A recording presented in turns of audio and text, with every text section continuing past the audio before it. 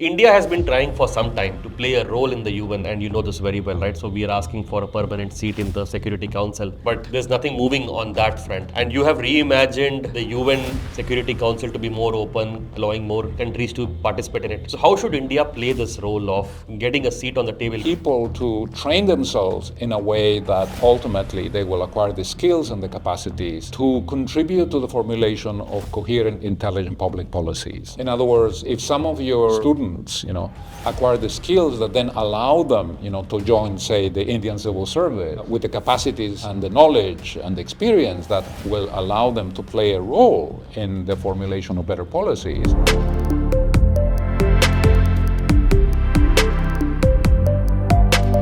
Okay, welcome Augusto to the Rishi Hood University. Thank you. It's a pleasure to be here. Thank you for inviting me. We are a new upcoming university close to the national capital, as you would have seen, but your experience of going around the world, building great institutions, being part of many eminent institutions, that is something that is mind-blowing, and we would want to take the benefit of that. So I thought we should have this conversation where I can pick your brains on some of these topics. Yeah, the Global Governance Forum for the last couple of years has been involved in a very interesting project. We brought together a group of experts to essentially help us rethink the global governance architecture that came out of World War II, which is embedded in the existing UN Charter. Last year, we published a paper in which we made the case that because of the global catastrophic risks that we face today, including rapidly accelerating climate change, we need to rethink that architecture. We need to modernize it. We need to bring it into the 21st century. We need to empower the UN to essentially become a problem-solving organization that can help us deal with these risks before they become very destabilizing and very painful for the human family. And in many ways, we see that it is also not being very effective, right? The UN, its original purpose is not being fulfilled because we see wars happening globally where they have not been able to intervene much. But I want to bring your attention to something more recent. The US presidential elections that have happened, and then Donald Trump has come back to office. And he's seen as a person who wants to withdraw America back to making America great again, as he says. And there's talks of tariffs. So how do you see the US presidential elections impacting global trade, and how the global formations would they change with this president back in office? I think that we all have to recognize that the challenges, the problems that we face today, climate change comes to mind immediately, but not only. We have a very serious security issue. We have a new arms race, which is taking place, before our very eyes. There is a remaining substantive problem of extreme poverty and malnutrition. There are 800 million people in the world who are malnourished, right? We have vulnerabilities in the global financial system. All of these problems cannot be solved outside of a framework of international cooperation, right? Isolating yourself from the rest of the world is not an option. It's not an option. And it seems to me that any country that attempts to go in that direction will soon discover that it doesn't work in practice, right? So I think that those are the realities of the moment. In a world that is fully interdependent, in which international trade has been a source of economic growth and prosperity, we simply cannot walk away from that. If we try to do that, there will be very heavy costs, which then we will realize very quickly. Okay. So withdrawing from the global Committee of Nations and being an isolationist is not going to work in future. That's the right way to think about it. India has been trying for some time to play a role in the UN, and you know this very well, right? So we are asking for a permanent seat in the Security Council, but there's nothing moving on that front.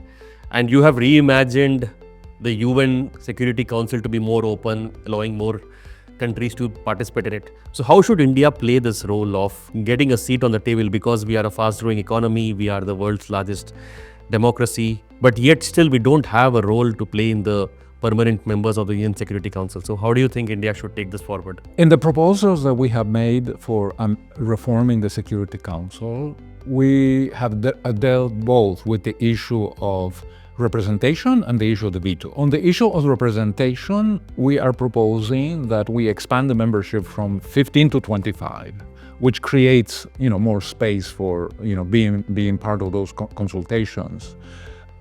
But in particular, we are proposing the creation of 5 spots, which are 6-year renewable terms for each of the 5 regions of the world, right? Okay. So to take the example of Brazil or India, right?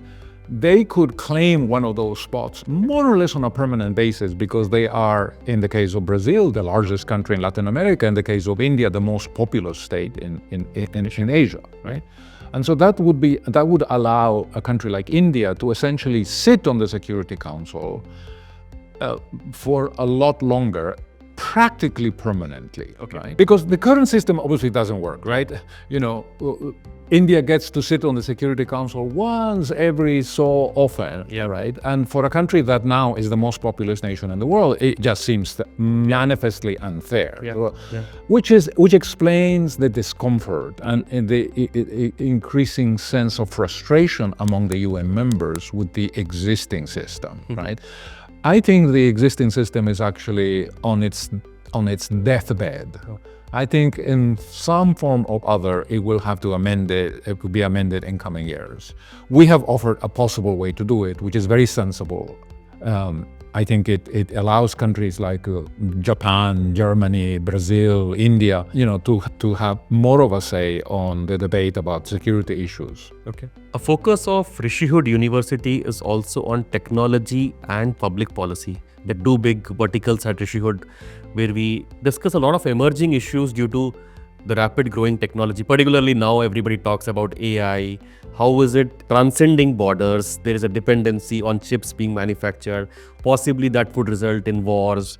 There's a possibility of the labor markets being disrupted because AI is going to evolve.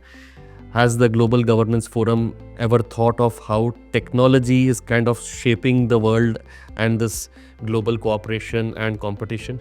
We have an emerging project in this area. We think that the existing economic paradigm of economic growth at whatever the cost, is no longer sustainable, is no longer working. It's putting pressure on the environment. It is responsible for essentially what we have seen on the climate change side.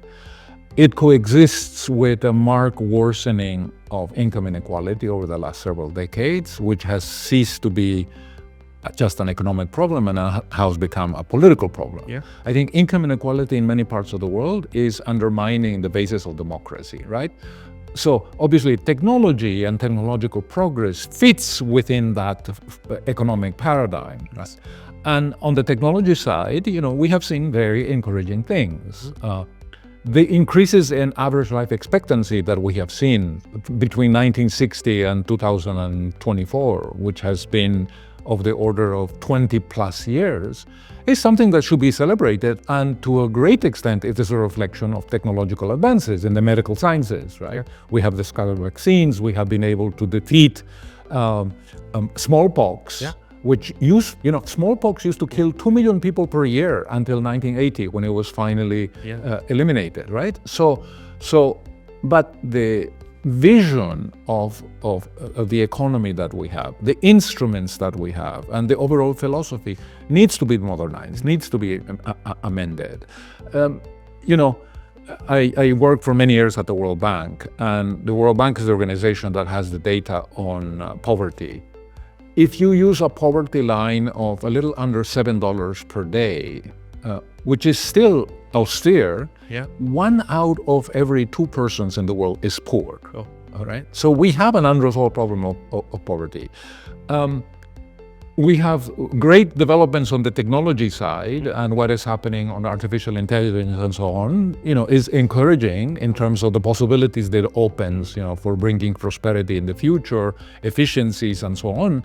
And yet at the same time, as I said before, we have 800 million people who are malnourished. Yeah. It means that our economy does not deliver nutrients and minerals and essential nourishment to children in the first 3 years of their life, as a result of which their growth will be stunted and they will not be able to realize their full potential, right?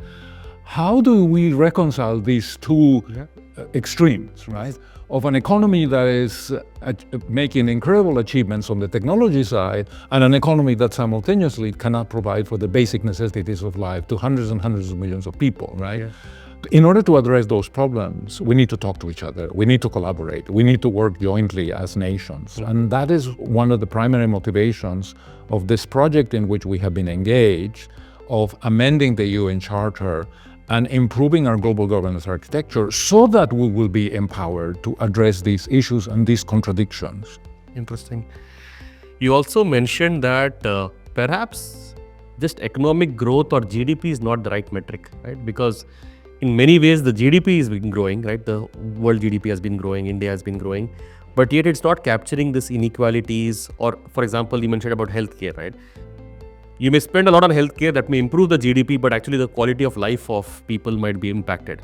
I know you have also spoken earlier about, are there alternate metrics that can capture, right? How is the quality of life improving? How is human progress happening? Other than the GDP, any thoughts on that? That how can we differently measure this progress? You know, I think that we basically need to grow, but in ways that are consistent with the achievement of other goals, which are mutually reinforcing, right? Yeah. So let me give you an example, right? I think that economic growth is fine, provided that it doesn't lead to a deterioration of the environment and it doesn't exhaust our natural resources so that future generations will be poor. That seems to me like a very important requirement. I think economic growth is fine as long as it is consistent with the preservation of basic human rights, right? I think you and I would agree that if we lock up 20% of the population in labor camps and we pay them nothing to boost the competitiveness of our exports, that is going to lead to economic growth. But we would not do that because it would involve a massive violation of the rights of this 20% of the population, right? So economic growth has to be consistent with the respect for human rights, civil rights, and so on, basic freedom. Economic growth should be consistent with notions of gender equality, respect for religious minorities. Gender in particular is very, very important. There are countries in the world, Iran is an example, where half of the population, the women, are second-class citizens. Yeah. You know what's the labor force participation rate of men in Iran? 70%. Women, 17%, right? Women in Iran are being educated, but then all kinds of restrictions prevent her incorporation into the labor market. As a result of that, the country is poorer. Economic growth is fine. I think that it has explained the progress that we have made over the last many decades in reducing poverty to a great extent, right? But going forward, I think we want to have an economic model that at the same time is coherent or consistent with the achievement of these other important goals, right? If we can define an economic paradigm that is internally coherent, then things will be better off, right? And next time I come to Delhi, I won't see the kind of pollution that I have seen over the last couple of days. It has been worse than I ever remember. I've been coming to India for 21 years, right? And this has been the worst that I have ever seen, right? So on the one hand, clearly the Indian economy is growing. On the other hand, you're going to have a lot of premature fatalities associated with pollution, right? There is a very direct correlation, right? So something is not working well. We need a broader set of indicators to capture this thing. It cannot be only economic growth. That's right. So as a parting message to our learners who are pursuing either economics or international relations or development studies, what are the areas of research that they should pursue in their higher education so that eventually we will get more young people to be working on some of the issues that you mentioned about? So what would your advice to them be? You know, I talk to a lot of young people as I travel around the world. I have spoken often at universities in Italy, in Japan, in Germany, here in India. And I'm actually very encouraged by extent to which young people seem to be more in tune, for instance, with the idea that we need to strengthen mechanisms of cooperation and international level. No, they don't have difficulties with the model that we have presented toward reforming the UN system. They see that there is a need for it. They're greatly concerned about what impact climate change is going to have on their lives. You know, in a way that doesn't. You don't see that in people who are in their late 60s, 70s, and so on.